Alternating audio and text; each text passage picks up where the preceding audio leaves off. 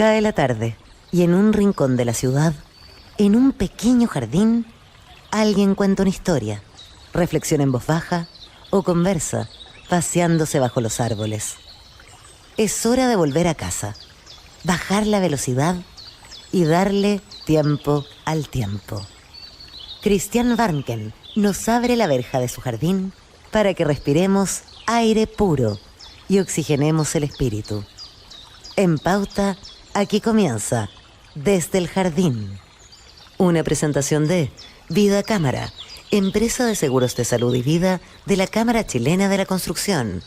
Y en sus 100 años, Fundación Irarrázaval. Lo esencial de toda exploración será volver al propio jardín y ver las cosas por primera vez, decía el poeta T.S. Eliot. Queridos y queridas radiovidentes, muy buenas tardes. Estoy abriendo la verja de madera de mi jardín. Estoy atrincherado, como ustedes saben, en un sector de mi biblioteca, el sector de la poesía, por supuesto.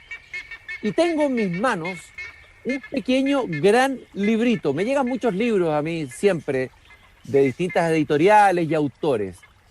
Y a veces los ojeo, los miro en el tiempo que tengo. Es uno de mis vicios, ese vicio impune del que hablaba Borges cuando se refería a la lectura, la de hojear libros. Y encontré un libro muy interesante editado por RIL Editores, El cerebro digital de Selim Concha Gutiérrez. Y una de las cosas que me interesó inmediatamente cuando comencé a leer este texto es el tema de la envidia. ¿Cuáles son las raíces cerebrales, biológicas posibles, si es que se puede determinar eso, de la envidia? Es un tema que, digamos, he tratado de leer sobre él, desde luego, el famoso libro de Federico Nietzsche, La genealogía de la moral. Ahí hay toda una profunda disquisición sobre el tema del resentimiento, pero también un libro de un filósofo que ya nadie lee, pero interesantísimo, que es Max Scheler, que también tiene un libro sobre el resentimiento, etcétera, etcétera, etcétera. Hay un español que escribió un libro sobre la envidia, desde una mirada más filosófica, pero aquí tenemos algunos atisbos, algunas vislumbres posibles de tratar de entender este sentimiento tan antiguo, que tiene tanta fuerza, que moviliza tanta energía en nuestras vidas y también en las vidas de nuestras sociedades. Bueno, y ahí conecté al autor de este libro, Selim Concha Gutiérrez. Él es médico cirujano de la Universidad de Chile, con especialización en neurocirugía.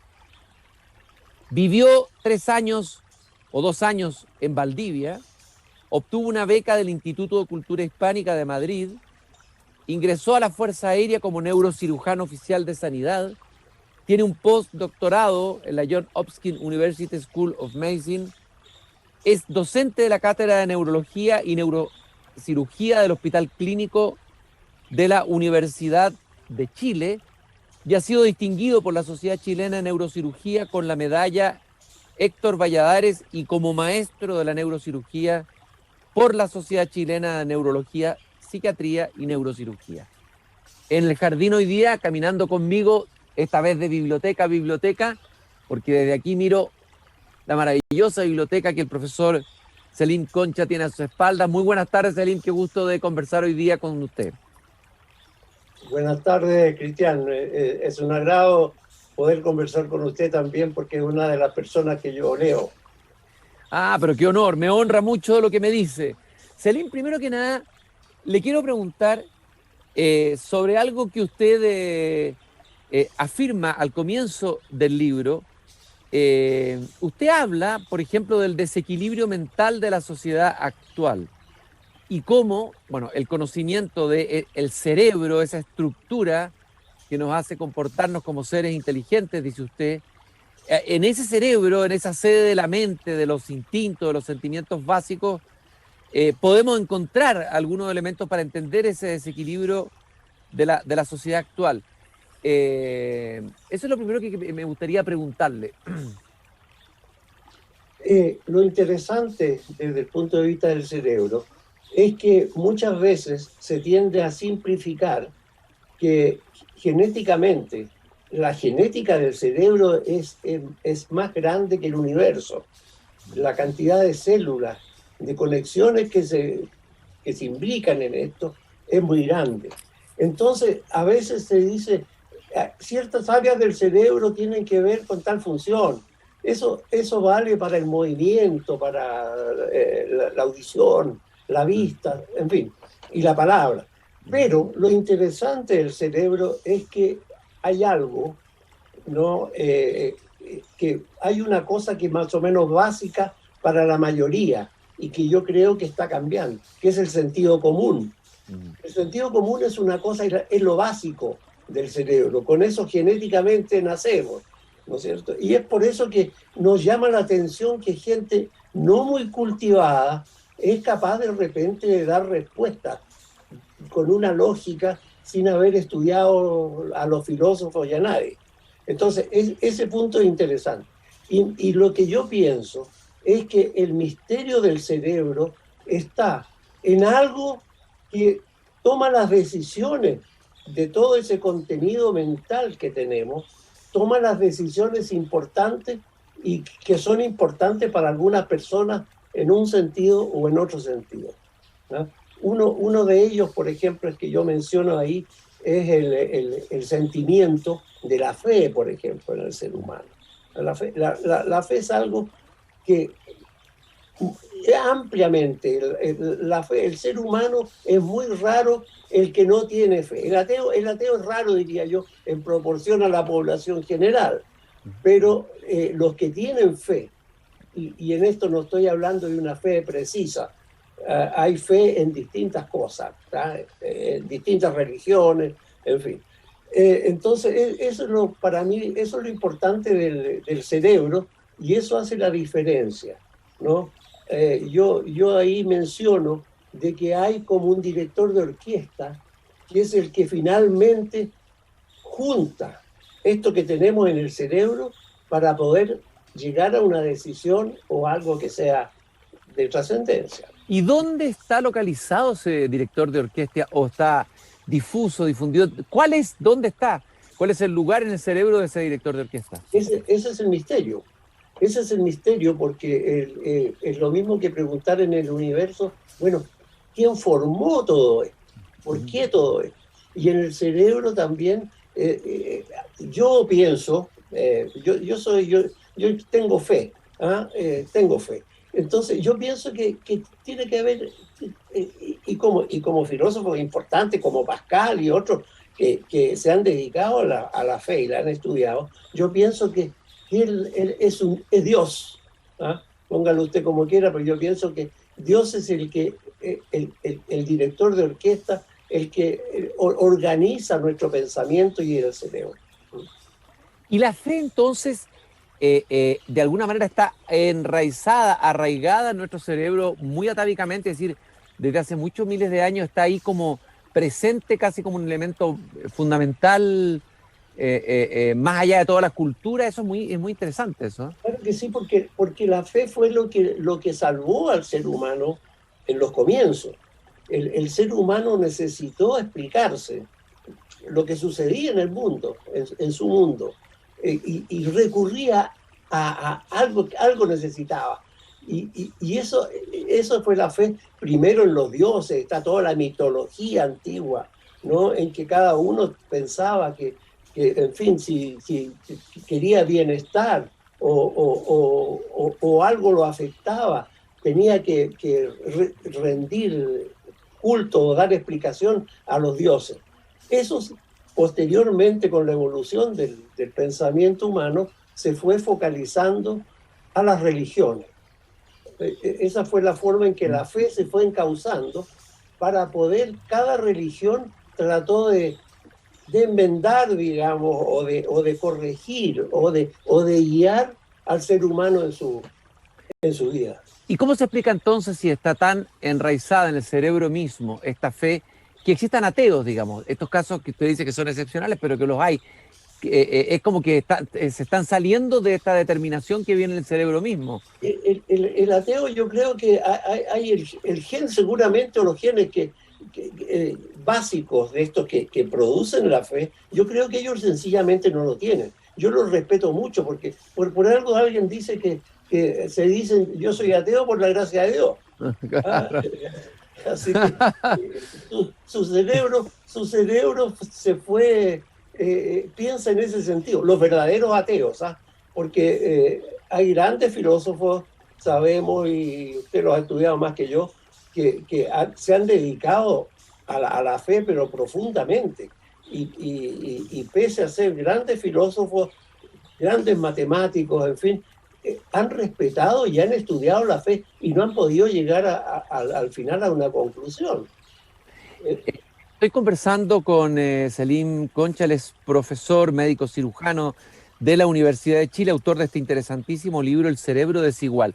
Hay un capítulo, lo decía al comienzo del programa, que es el que más me interesó y me llamó la atención, un capítulo íntegro dedicado a la envidia, que parte con una cita de Antonio Machado que dice: de lo que llaman los hombres virtud, justicia y bondad, mitad es envidia y la otra no es caridad, dice Antonio Machado. Y usted afirma que siento la inquietud de observar y pensar en esa genética cualidad del ser humano, que es la envidia, causa frecuente de hostilidad interpersonal en nuestro medio. A ver, explíquenos cuál es el origen, cuál es la genética de esta envidia y qué nos puede decir la mirada más de neurociencia. La neurociencia de este sentimiento tan atávico y tan arraigado.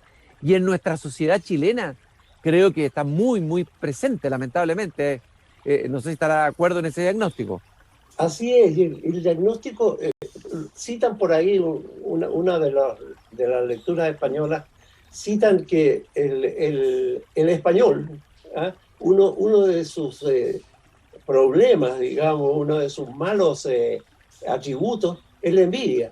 Dicen que el español es muy envidioso. Claro, usted cita, le cita a Unamuno, ¿Sí? Cita al mismo Salvador de Madariaga, quien decía que alguien repartió los vicios capitales, al inglés le tocó la hipocresía, al francés la avaricia y al español la envidia. O sea, sí, nosotros habríamos heredado de España tal vez este sentimiento. Bueno, y justamente yo me inspiré en un libro, en un libro de un español, de un filósofo español, que escribió, el libro se llama La envidia igualitaria. Uh-huh. Y ese es muy importante. Él hace una revisión de la envidia mirada desde el punto de vista de todos los filósofos. Empieza desde Sócrates para adelante y llega a su conclusión. Y él, lo importante de la envidia es que en la actualidad la envidia la asoció con la igualdad, con esta insistencia en la igualdad. Y ese es el punto que para mí es muy importante, que se enfatiza mucho que somos iguales y con eso estamos mintiendo. No somos iguales. Y el hecho de que no seamos iguales no quiere decir que uno sea mucho mejor o no. Eso depende del valor de cada persona, lo que genéticamente ha recibido y a lo que genéticamente desarrolla. Y ahora en la política, por ejemplo, actual, usted escucha, desgraciadamente, que cuando se trata de ir contra una idea o cualquier cosa, se dice, es la desigualdad. Tenemos que ser todos iguales y ese es el problema, porque aquí hay gente, y aquí empezamos con la historia de Chile en relación con los hechos actuales, en que se sigue diciendo, es que los latifundistas, por ejemplo, los primeros españoles, que tremendo, nos tenían sojuzgados a todos, porque eran y siendo todos iguales. Usted afirma algo interesante, perdone, a propósito de eso, Selim, en la página 16 dice que la envidia es un sentimiento negativo y dañino que se ha intentado escamotear con la idea de desigualdad, confundiendo la desigualdad económica y de derecho con la desigualdad natural que es genética. Y cita una frase que su padre le decía, hijo, sea pobre, pero no sea tonto. A ver, comentemos eso. Exacto. Mucha gente dice, claro, yo no puedo llegar, no puedo triunfar, digamos, o realizarme, porque viví muchas dificultades. Fui muy pobre, tuve muchos problemas, etcétera, etcétera. A raíz de eso, yo he escrito 3 cosas en mi vida. Una historia de mi vida, que la tengo para mis nietos, que no me interesa para mis nietos, para los amigos, para mis pacientes que quiero mucho, que todavía tengo. Eso sería una cosa. Y lo otro sería este asunto de la igualdad, considerar la igualdad considerar la desigualdad como con una causa determinada y pone la causa económica. O sea, en este momento se dice, oiga, usted porque no nació bien, porque usted tuvo pobreza en su familia, porque usted no tuvo el apoyo, por eso que usted no ha llegado a su realización máxima en su vida, a lo que cada uno puede. Entonces, la gente dice, no, dándole dinero, dándole todas las facilidades y dándole acceso a las universidades y a todo lo demás, la gente va a poder surgir. Y eso es falso. Eso es falso. Y yo creo que justamente en la educación que yo pongo ahí, a la gente se debe pensar en que son desiguales para poder diagnosticar y orientar a los desiguales, porque hay desiguales en más, hay desiguales en menos.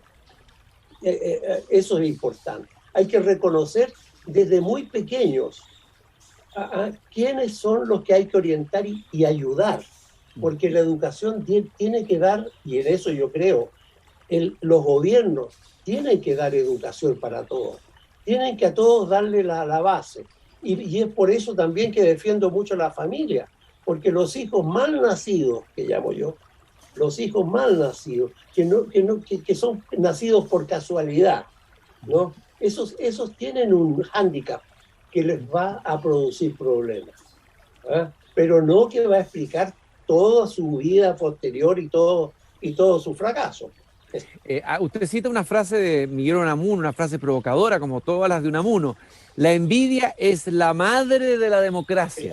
Exacto. La democracia se basa en la igualdad. Somos todos iguales. Basta que votemos todos nomás y ese voto vale igual. Entonces aquí en nuestro país, por ejemplo, la destitución de un presidente puede votarla un diputado, digamos, de no mucha altura, y es igual, está votando en democracia. Su voto vale el mismo que el mío, que el suyo, que el de cualquiera. Usted incluso afirma, bueno, que primero el ideal de una democracia es aprender a vivirla sin envidia, sin egoísmo y sin desprecio. No somos iguales y seremos cada vez más desiguales. O sea, va en contra absolutamente de esta idea que se ha impuesto casi como un relato en nuestra sociedad, claro, y puede parecer muy provocador. E incluso afirma que en la nueva Constitución el respeto y el derecho a la desigualdad natural, bien entendida, debe estar presente al igual que la igualdad, dice. Exacto. Yo creo que es muy importante eso porque a las personas, yo pienso que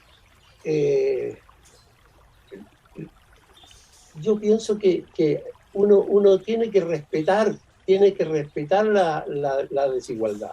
Eso es muy importante. Y cada desigual estar hay gente que se destaca, gente muy humilde. Tenemos en nuestro país, en el deporte, que son grandes deportistas, un gran futbolista.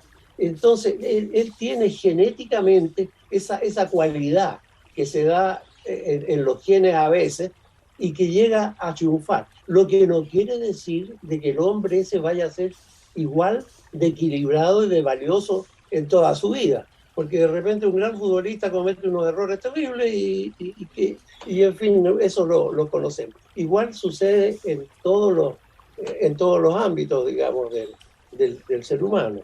Bueno, ¿no? Hay un tema que usted tomó ahí de pasada, sobre el tema de la educación y la desigualdad, en que usted afirma en la página 25 que cuando párvulos se inician en la educación pedagógica, entonces los instintos hacen que las diferencias sean menos notorias. Y los menores deben recibir tempranamente, además de cariño, control y disciplina. Y desde esa época, afirma, es importante observar y valorar sus temperamentos y sus desigualdades, evitando el intento de violentarlas. Es decir, interesante este concepto de que se violenta los temperamentos y se violentan sus desigualdades. Explique un poco eso, profesor. Sí. En la educación, justamente yo encuentro que es muy importante porque la educación, en este momento, los primeros orientadores en la educación tienen que reconocer la parte, el temperamento, que es la base en el ser humano. Nosotros tenemos temperamento, carácter y personalidad. ¿Cuál es la diferencia entre las tres, así brevemente? El temperamento es con lo que se nace, es la tendencia que tiene natural el ser humano, que son como los instintos básicos de todo. Y esos están descritos por Jung, y en fin, está muy estudiado. El carácter es lo que el ser humano va formando enfrentado al mundo, las dificultades que va teniendo, eso van formando su carácter, cómo reacciona, qué decisiones toma, en fin. Y ya la personalidad la tiene una persona, algunos, a otros no, cuando ya son maduros. La personalidad es por ejemplo, lo pongo, usted es un hombre con personalidad. Usted es y se le reconoce y tiene. Yo creo, a mi nivel, creo a esta altura de los 84 años, tener una personalidad ya. O sea, yo soy quien soy, me presento como soy y a esto es lo que he llegado. Eso es. Hay personas que piensan que a los 20 años pueden tener personalidad. Imposible, imposible, apenas carácter. ¿Y cuál sería la tarea del educador en esta perspectiva? Reconocer las etapas. Yo creo que el educador primero tiene que dar cariño y tiene que reconocer esta persona es agresiva, este es introvertido, a este le gusta jugar con tales cosas, a este le gusta chutear la pelota, a este otro no, este otro se va a hacer un dibujo, en fin. Ese es el primer reconocimiento. Y la siguiente etapa, que es la que en nuestro tiempo teníamos la educación primaria, en mi tiempo, ¿no es cierto?, la preparatoria, son las que siguen dando, también orientando la educación hacia la tendencia que tiene cada persona en los temas que se les van dando. Y finalmente en las humanidades, que yo creo que en la educación hoy se ha empezado a confundir, porque han aparecido muchos filósofos de hace unos 15 o 20 años atrás, en que han tratado de modificar con mucha teoría y poca claridad la educación.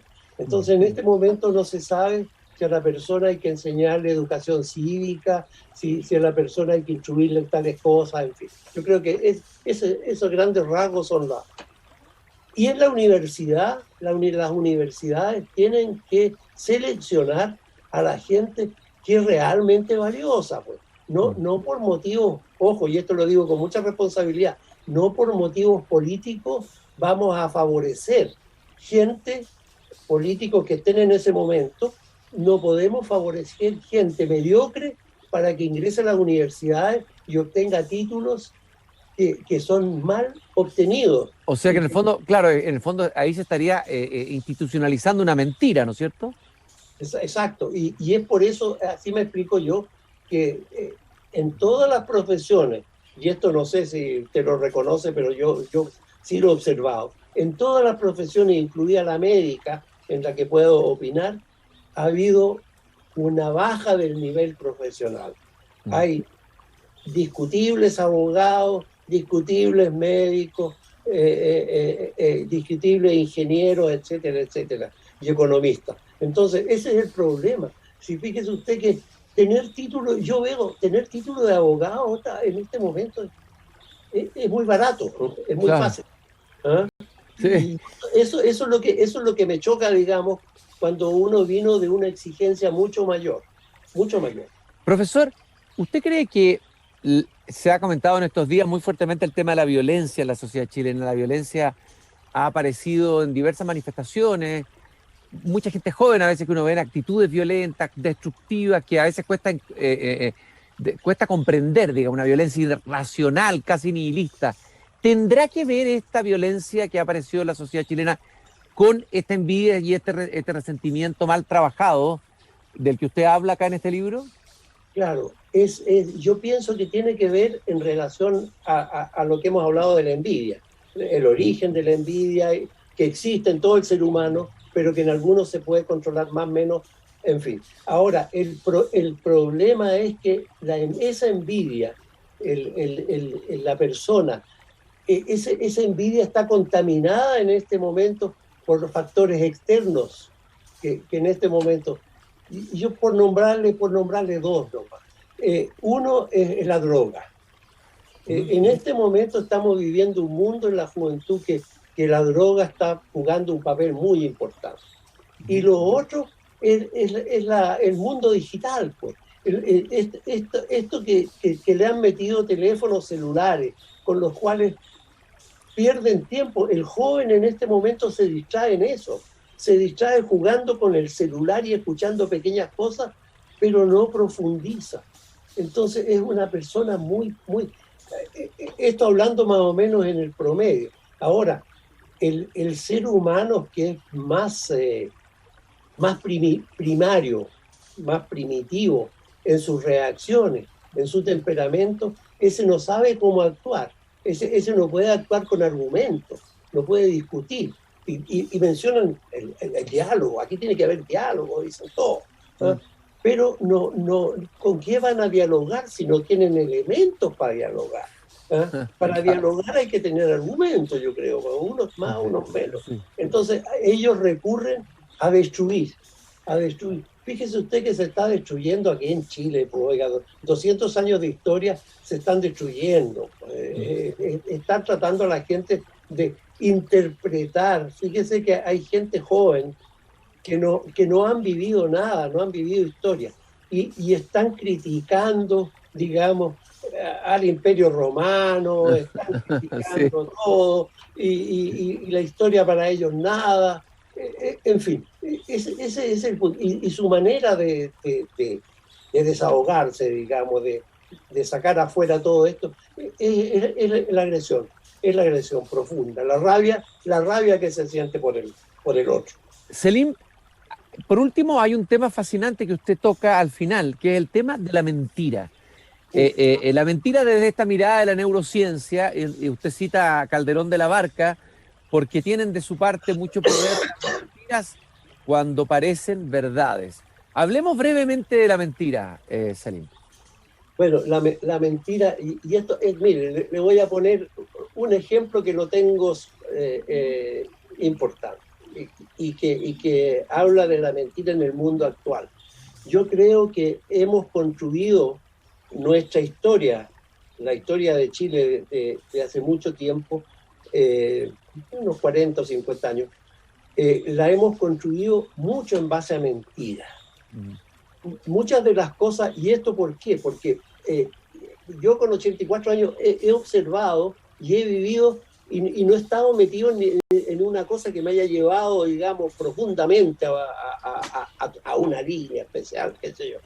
Pero veo en que se miente y que mienten gente que uno supone que es muy proba, que es gente que es muy respetada. Ejemplo, el ejemplo para mí más importante en este momento, la muerte del presidente Frei. El asesinato del presidente Frei, eso es una mentira. Ya está comprobado que es una mentira. Han intentado meter que no es mentira, ¿eh? y a la gente convencerla. Trataron de meter que la muerte de Neruda también había sido un asesinato, y es una mentira. Yo se lo digo como médico que conoce a toda la gente que participó en todos esos acontecimientos. Y que un presidente, que gente de partidos políticos, un expresidente, escriban un libro y permitan que la gente que participó en esta mentira y que participó honradamente en esta mentira, se hayan muerto acusados de asesinato. Es decir, para mí es un pequeño detalle que a usted le demuestra lo importante que es la mentira. Entonces, ¿cómo voy a creer yo cuando yo viví la unidad popular, viví la dictadura y toda la cosa? En este momento, de repente, hay gente que dice, pues oiga, que los millones de gente torturada, los millones de muertos, eso va creando, va formando, y es lo que ha favorecido a muchas ideas en que quieren, digamos, en un revanchismo que existe. Eso. Y eso ha sido en base a la mentira. Hay mentiras que yo tengo en mi libro, en la historia mía, relato con conocimiento de causa, por ejemplo, y me voy a meter aquí a lo mejor en cosas de... Pero un ex embajador de Chile un día dice, porque el general Bachelet murió porque lo asesinaron y lo torturaron. Cristiano, eso es falso. Yo le atendí la mamá al general Bachelet. El general Bachelet me dio una comida con sus médicos en su casa. Lo conocía mucho, era un querido hombre en la Fuerza Aérea. Por supuesto que él sufrió el hecho de que lo hayan tenido preso en la Fuerza Aérea, que era su vida. Por supuesto que lo estresó, pero que vengan a decir cuando él tenía un médico que con nombre y todo se lo pudo dar, todos los días lo visitaba, lo cuidaba, lo atendía, etcétera, etcétera. Y un embajador llega y dice para el mundo, sí, porque el general Bachelet fue torturado. Bueno, esas son pequeñas cosas que a mí, como médico, como ex oficial de sanidad de la Fuerza Aérea, que la conozco muy bien, ¿no?, vengan a decir esas cosas en este momento así, muy suelto, y otras más que usted habrá observado y que usted no puede ser. No puede Profesor Selim Concha Gutiérrez, médico cirujano de la Universidad de Chile, postdoctoral fellow del John Hopkins University School of Medicine, docente de la Cátedra de Neurología y Neurocirugía del Hospital Clínico de la Universidad de Chile, autor de este interesantísimo libro, El cerebro desigual, que probablemente pueden encontrar en librerías, editado por RIL Editores, y que recomiendo porque es un libro que se lee fácil, un libro ameno, que aborda el tema de la envidia, el tema de las emociones, el tema de la mentira, el tema de la igualdad desde una perspectiva más neurocientista. Muchas gracias, profesor, por esta conversación esta tarde aquí en Desde el Jardín. Un gusto haberlo tenido acá, conversando. Muchas gracias por su interés, lo aprecio mucho. Y lo interesante es que yo esto he querido expresarlo en forma que se entienda, digamos, porque se escribe mucho, demasiado. Yo de repente en los artículos que veo, se trata de poner mucha cosa que confunde y que la gente, especialmente la gente más joven que lee menos, no la van a entender. Por eso que es muy bueno el libro como síntesis, un libro sintético, un libro claro. Eso lo haré yo, habiendo revisado los fundamentos profundos. Muchas gracias, profesor, y un gusto haberlo conocido. Éxito, ojalá que publique pronto su libro de memoria, estaremos atentos. Y nosotros nos volvemos a encontrar nuevamente mañana aquí en Desde el Jardín. Muchas gracias por habernos acompañado. Es hora de cerrar la verja de madera del jardín. Pero Christian Warnken la volverá a abrir todos los días de lunes a viernes a las 20 horas en Radio Pauta, cuando comience de nuevo Desde el Jardín. Una presentación de Vida Cámara, empresa de seguros de salud y vida de la Cámara Chilena de la Construcción. Y en sus 100 años, Fundación Irarrázaval.